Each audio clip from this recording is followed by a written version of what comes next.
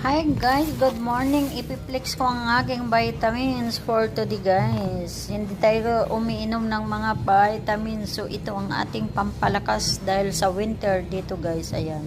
Ito lang sa umaga guys. Iniinom ako ng lemon na maligamgam na tubig.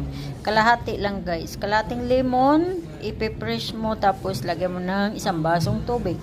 Tapos na naman ito sa umaga. Ayan. Ito lang ang ating kinakain, mandarin. Ayan, para pang vitamin C. Oh. So, ito lang ang lumalaban sa aking katawan. Charot. Guys, alam nyo, 3 months na ako nagtatrabaho ng 13 hours, 12 hours every day. Kaya lang, Sabado't Linggo lang ako rest day. Pero ito lang ang lumalaban sa aking katawan. Ayan guys. Kaya sabi la, ba't hindi ka nagkasakit?